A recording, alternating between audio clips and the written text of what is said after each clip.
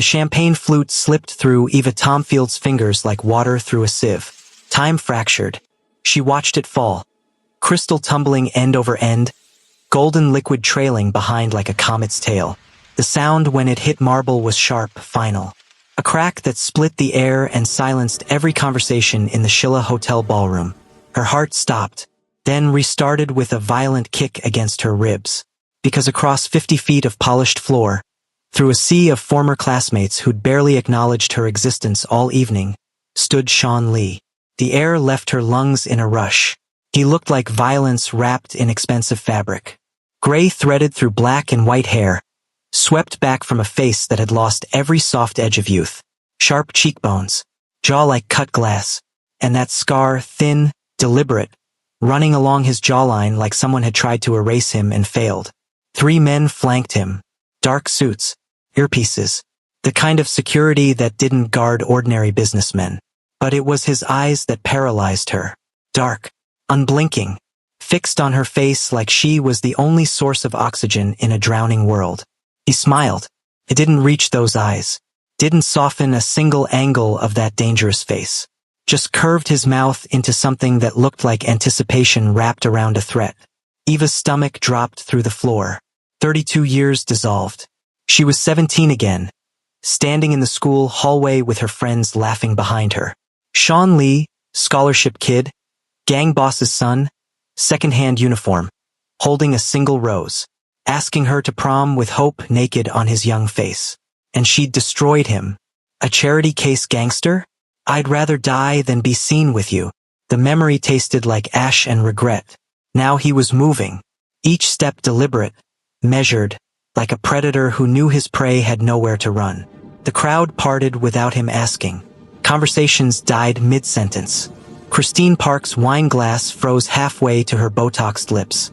James, Eva's ex-husband, that spineless bastard, went rigid by the bar, his arm falling away from his 28-year-old girlfriend's waist.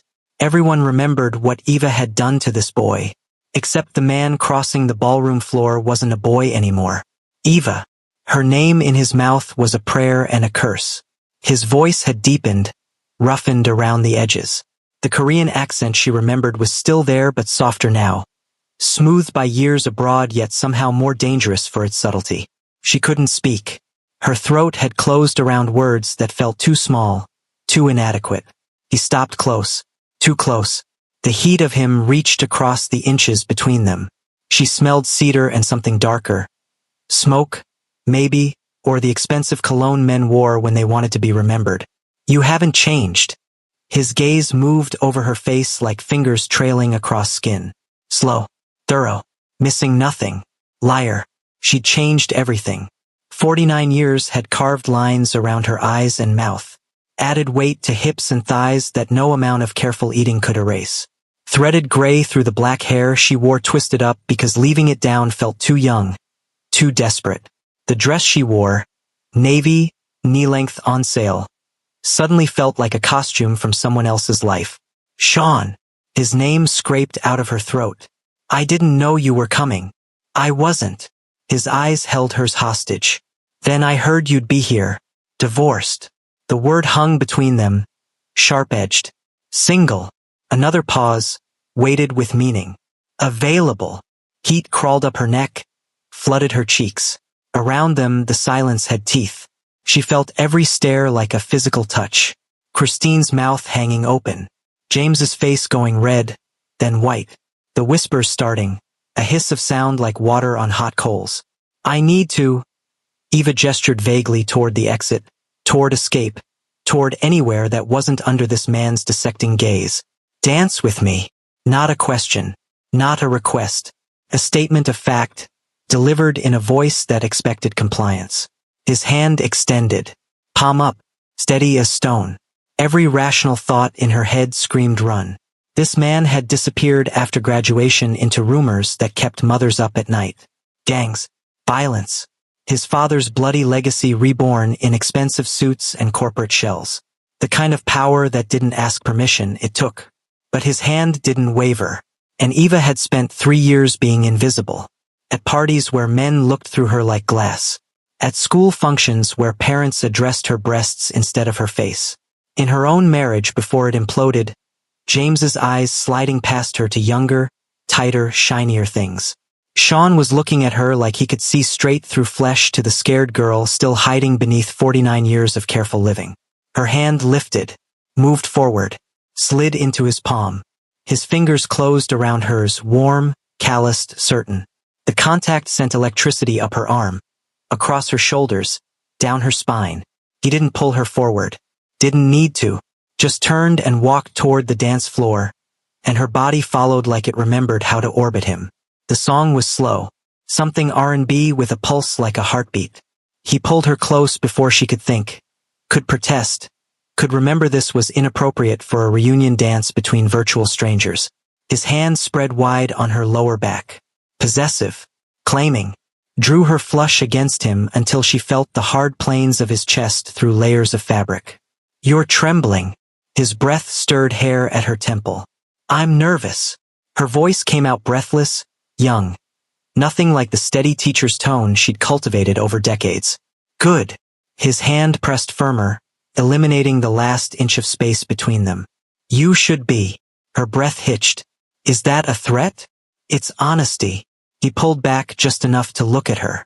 His face was all angles and shadows, beautiful the way knives were beautiful, sharp enough to cut. "Do you remember what you said to me? That last day?"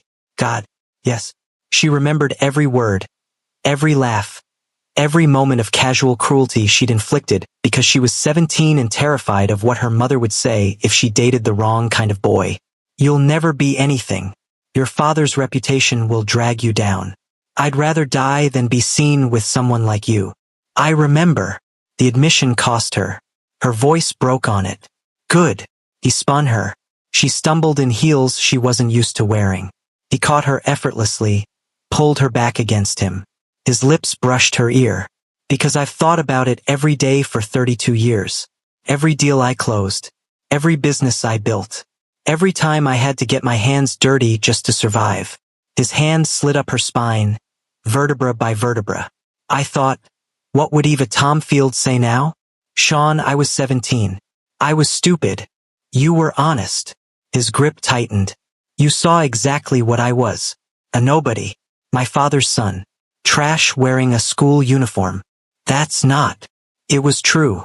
Then. He stopped moving.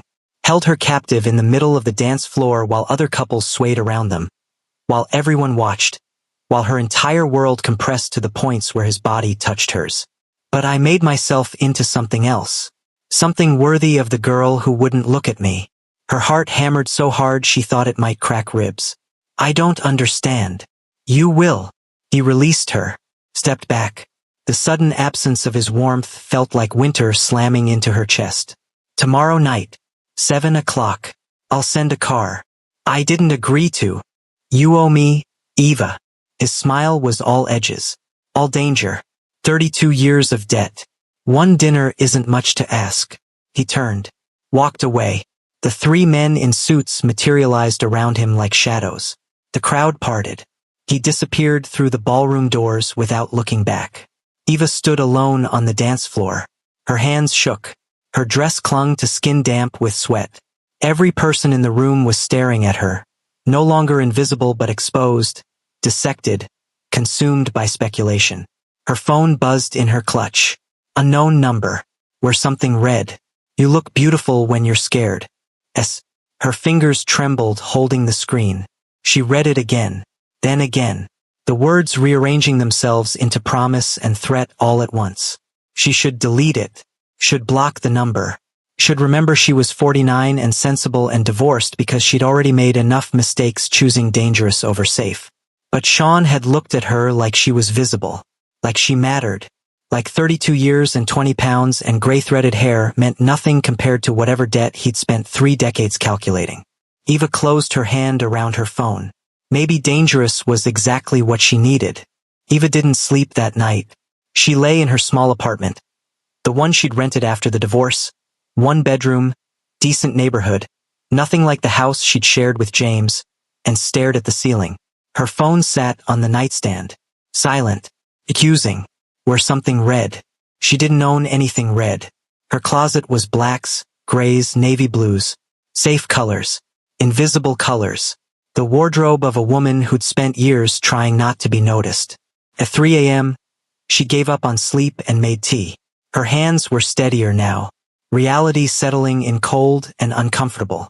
Sean Lee wanted dinner. Why? Revenge? Some sick game?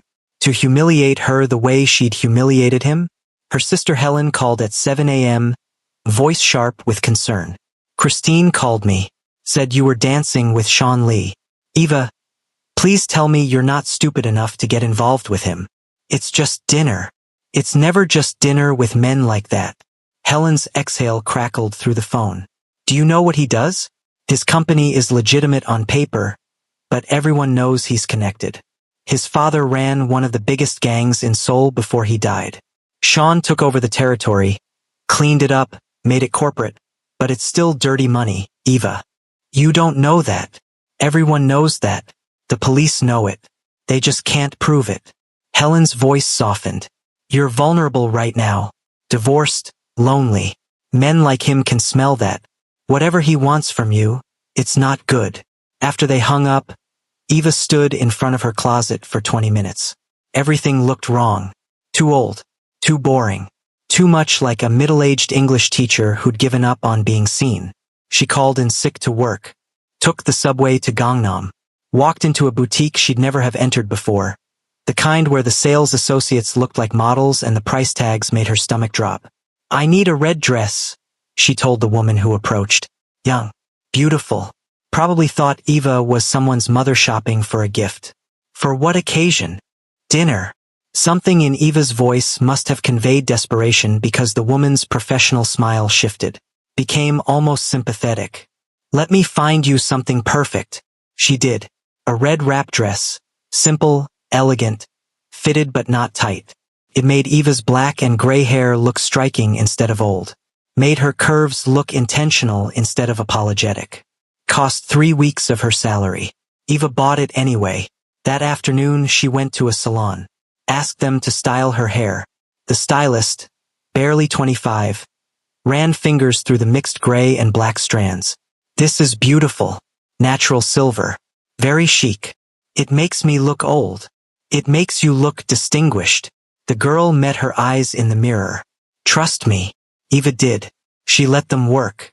Watched her reflection transform from invisible middle-aged teacher to someone who might deserve a dangerous man's attention.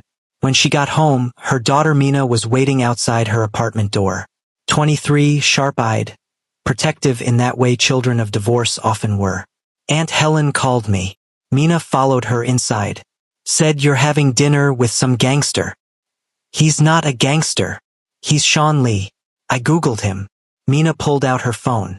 Lee Enterprises. Real estate, tech investments, import-export. Estimated net worth $800 million. Also suspected connections to organized crime, multiple police investigations that went nowhere, and, Mom, this article suggests he might have killed people. Eva's hands went cold. That's just rumors. Is it? Mina's voice cracked. Dad left you. You're lonely. I get it. But this guy is dangerous. What does he want from you? I don't know. Then don't go. Eva looked at her daughter. Young. Fierce. Certain the world was simple and choices were clear-cut. I have to. Why? Because I humiliated him. Because I was cruel when we were 17. Because he looked at me last night like I was visible and I haven't felt visible in years. Because I owe him an apology. Mina's face went soft. Said, Mom, you don't owe anyone anything. Especially not a man who scares you. But Sean didn't scare her. That was the problem. He thrilled her. At 6:30, Eva stood in front of her bathroom mirror. The red dress fit perfectly. Her hair fell in styled waves around her face. She looked good. Not young. Not trying to be something she wasn't. But good. Her phone buzzed. The car is downstairs. Don't keep me waiting. Mina stood in the doorway. You're really doing this. I'm really doing this. If you're not home by midnight, I'm calling the police. Eva kissed her daughter's forehead. I'll be fine. She wasn't sure she believed it. The car was a black Mercedes. Sleek. Expensive. The driver opened the door without speaking. Inside, leather seats, tinted windows, a privacy screen already raised. They drove through Seoul as evening fell. Eva watched the city lights blur past. Her stomach twisted with nerves and something else. Something she hadn't felt in years. Anticipation. The car stopped in front of a restaurant Eva had only read about. Michelin-starred. Reservation list months long. The kind of place she'd never been and never expected to go. The driver opened her door. "Mr. Lee is waiting inside." She stepped out. Legs unsteady in heels she wasn't used to wearing. Walked through doors held open by staff who looked at her like she belonged. Sean sat at a private table overlooking the Han River. Windows floor to ceiling. City lights reflected in water. He stood when she approached. The gray, black, and white of his hair caught the light. Made him look distinguished. Dangerous. Both. "Red suits you," he said. His eyes moved over her slowly. Appreciatively. "I knew it would. You didn't know what I'd look like now. I've always known what you'd look like." He pulled out her chair. "I've imagined it often enough." Eva sat. Her pulse hammered. "That's creepy." "It's honest." He sat across from her. Poured wine without asking if she wanted it. "I told you. I don't lie anymore. I spent my youth pretending to be something acceptable. Now I say what I mean." "And what do you mean?" His smile was sharp. "That I've waited 32 years to have you exactly where I want you. And now I do." The words should have terrified her. Instead, heat pooled low in her stomach. This was a mistake. She should leave. Should remember Helen's warnings and Mina's fear and every sensible reason to walk away. But Sean was looking at her like she was the most fascinating thing he'd ever seen. And Eva had forgotten what that felt like. "So," she said, lifting her wine glass with hands that almost didn't shake. "What exactly do you want from me?" His smile widened. "Everything." The food arrived in courses Eva couldn't focus on. Each dish was art. Delicate, expensive, meaningless when Sean's eyes stayed on her face like he was cataloging every micro-expression. "You're wondering if I'm going to hurt you," he said between the third and fourth course. "Are you?" "That depends." He set down his fork, leaned back. "On whether you consider honesty hurtful. Most people do. Most people lie to themselves." His fingers traced the rim of his wine glass. "You did. For 32 years you told yourself you made the right choice. Rejecting me, marrying James, living small and safe and acceptable." Eva's chest tightened. "You don't know anything about my marriage. I know he cheated on you for 5 years before you finally left. I know he made you feel invisible long before the divorce. I know," his voice dropped, "that you stopped writing." Her breath stopped. "How did you?" "You used to write poetry. In the library during lunch. You'd sit by the window, bottom lip between your teeth, completely absorbed." His eyes held hers. "I watched you. You never noticed. Nobody noticed me then except to mock or fear. But I saw you, Eva. And you were brilliant." Tears burned her eyes. She blinked them back. "That was a lifetime ago. Why did you stop?" "Because poetry doesn't pay bills. Because I had responsibilities. Because—" her voice cracked. "Because James said it was a waste of time." Sean went very still. When he spoke, his voice was soft. "Dangerous. And you believed him. I believed I had to grow up. You buried yourself." He leaned forward. "Piece by piece. The writing. The dreams. Even your name. You let him convince you to go by Eve for years because Eva was too ethnic for parent-teacher conferences. She'd forgotten that. Or pretended to forget. The way James had casually suggested Eve sounded more professional. More approachable. Less other. How do you know this?" "I've kept track." No shame in his admission. "Every few years I'd check in. Make sure you were alive. Happy, I hoped, though I knew you weren't. When I saw the divorce papers filed 3 years ago, I thought about reaching out. But you weren't ready then. And I'm ready now? You wore the red dress. You came." His hand extended across the table. Palm up. "You're here, Eva. That means something." She looked at his hand. Scarred knuckles. A signet ring she didn't recognize. The hand of a man who'd fought for everything he had. She didn't take it. What do you really want, Sean? Revenge? To humiliate me the way I humiliated you? Fine. You've made your point. I was cruel. I'm sorry. Can we be done now? No. The word was simple. Final. Then what? I want you to work for me. Eva laughed. Couldn't help it. Work for you? Doing what? I'm an English teacher. I don't know anything about real estate or tech or whatever it is you actually do. You know literature, language, how to teach. He pulled a folder from beside his chair, set it on the table. I'm opening a cultural center.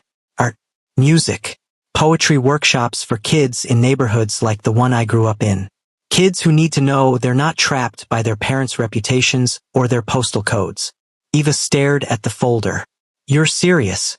I need someone to run the literature program. Someone who understands what it's like to bury their voice because someone told them it didn't matter. His eyes held hers. Someone who believes in second chances. Her hands trembled as she opened the folder. Plans, budgets, a salary that was 3 times what she made teaching. A position that would let her do what she dreamed about before life convinced her dreams were impractical. Why me? Because you're brilliant. Because you wasted 32 years being small and I won't let you waste another day. Because, he paused. Because I want you close.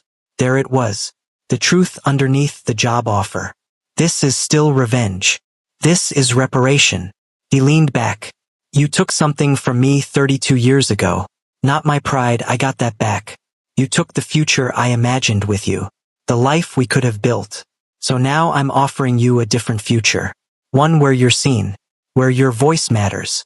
Where you're not invisible anymore. Eva's throat was tight. And what do you get out of this? His smile was slow. Dangerous. You. In my world. Every day. Until you remember who you were before James convinced you to be someone smaller. That's manipulation. That's opportunity. He stood. Buttoned his suit jacket. The job is real, Eva. The center is real. Whether you take it has nothing to do with what I want from you personally. But I won't pretend I'm offering this purely out of charity. I want you close because I've wanted you close for 32 years. He moved around the table, stood behind her chair. She felt his presence like heat. Come work for me. Remember who you were. Let me show you who you could be. His voice dropped. And maybe, if you're brave enough, let yourself want something dangerous for once in your careful life. His hand touched her shoulder. Brief, possessive. Then he was walking toward the exit. Wait. Eva stood. You're leaving. The car will take you home. Think about my offer. You have 1 week to decide. He paused at the door, looked back. And Eva, don't let fear make your choice. You did that once already. Look where it got you. He left. Eva stood alone in the restaurant, surrounded by half-finished courses and a folder that felt like it weighed everything. Hey, if you're new here and you're feeling this story, hit that subscribe button and turn on notifications so you don't miss when the next mind-blowing chapter drops. Also, drop a comment telling me what country you're watching from and what time it is right now. I love seeing where this story finds you. Now back to Eva's decision. Eva didn't sleep again. She sat at her small kitchen table, the folder open in front of her, reading and rereading the cultural center proposal until the words blurred. The salary was obscene. The position was everything she dreamed about when she was 25 and still believed her voice mattered. The strings attached were obvious. Mina came by at 8 a.m., took one look at her mother's face and said, "He offered you something. A job. Bullshit. What does he really want?" Eva explained. The cultural center. The literature program. The salary. The unspoken expectation that accepting meant accepting Sean's presence in her life. Mina listened, then said, quietly, "Are you going to take it?" "I don't know. Mom, look at me." Mina's voice was firm. "This man has followed your life for 32 years. That's not romantic. That's obsessive. Whatever he's offering comes with a price you might not be ready to pay." "What if I want to pay it?" The words came out before Eva could stop them. Mina's face went soft. Sad. "Then you're already gone." After Mina left, Eva called Helen, who called her an idiot, told her to run, said accepting anything from a man like Sean Lee was signing away her freedom. Eva hung up feeling more certain than she'd felt in years. She wanted this. The job. The danger. The way Sean looked at her like she was precious and terrifying and worth 32 years of waiting. She called the number on Sean's card. He answered on the first ring. Eva. I'll take the job. Silence. Then good. Be at my office tomorrow morning. 9 a.m. We'll discuss terms. I have one condition. Name it. If I do this, if I work for you, we keep it professional. No games. No manipulation. Just the work. His laugh was low. Dark. You can set whatever boundaries you need, Eva. But we both know you didn't call because of the job. Her breath caught. You're wrong. Am I? His voice dropped. You called because you want to know what happens if you stop being careful. If you let yourself want something, someone dangerous. So here's what happens. Tomorrow you come to my office. We discuss the center. And then I take you to lunch. And dinner.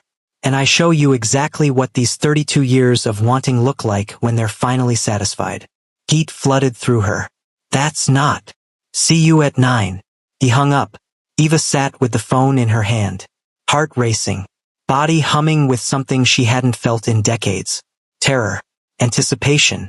Desire. She was so screwed. The next morning, Eva stood in front of Lee Enterprises headquarters in Gangnam. 40 stories of glass and steel. A building that announced its owner's power before you even walked inside. Security waved her through like they'd been expecting her. The elevator to the top floor required a special keycard. A stern-faced assistant handed it to her wordlessly. Sean's office occupied the entire 40th floor. He stood at the windows overlooking Seoul. Gray, black, and white hair catching morning light. Custom suit that probably cost more than her car. He didn't turn when she entered. You're early. I'm punctual. You're nervous. He turned. His eyes tracked over her. Professional black dress, minimal makeup, hair pulled back.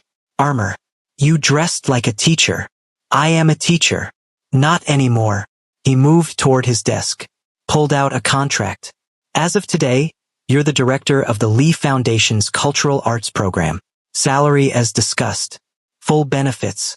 Office here and at the center once it's completed. You'll hire your own staff, design your own curriculum. The only person you report to is me. Eva took the contract. Read it carefully. Everything was as he'd promised. No hidden clauses. No weird stipulations.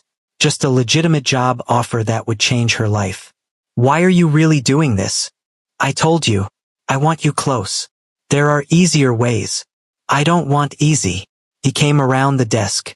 Leaned against it. Too close. I spent 32 years building something worthy of you. This foundation. This work. It matters, Eva. It's real. But it's also leverage. Her stomach dropped. Leverage for what? For keeping you in my world long enough to remember who you were. To show you what we could have been. To make you want. He stopped. His jaw tightened. Sign the contract or don't. The job is real either way. But know that if you sign, I'm not keeping my distance. I'm not being professional. I'm going to pursue you the way I should have when we were 17. And this time you don't get to reject me because I'm not good enough. Eva's hands shook. You can't just. I can. I'm doing it right now. He took the contract from her hands. Set it on the desk. Moved into her space until she had to tilt her head back to meet his eyes. Do you know what I thought about last night? After dinner? No. How you looked in that red dress. How your hands trembled when you read the proposal. How you wanted to say yes, but you were too scared. His hand came up, cupped her face. She should pull away. Didn't. I thought about all the ways I'm going to make you remember what wanting feels like. This is inappropriate. This is inevitable. His thumb traced her cheekbone. You called me because you wanted this. So stop pretending you're here for a job. Admit you're here because you want to know what happens next. Eva's pulse hammered. You're my employer. Not yet. He released her, stepped back, picked up a pen, signed the contract, handed it to her with the pen. Sign or don't. Choose, Eva. Careful and small like always. Or dangerous and alive. She looked at the contract, at his signature, at the future she'd stopped believing she could have. she signed. Sean's smile was slow, victorious, dangerous. Good girl. He took the contract, set it aside. Now, lunch. I haven't even seen my office. Your office isn't going anywhere. I am. He grabbed his jacket, his phone. We're going somewhere public, somewhere everyone will see us. And by tonight, everyone in our old circle will know you're mine. I'm not. You are. He stopped at the elevator, looked back. You signed the contract. You took the job. You chose dangerous. Now deal with the consequences. The elevator doors opened. Eva stepped inside. She was absolutely terrifyingly, thrillingly screwed.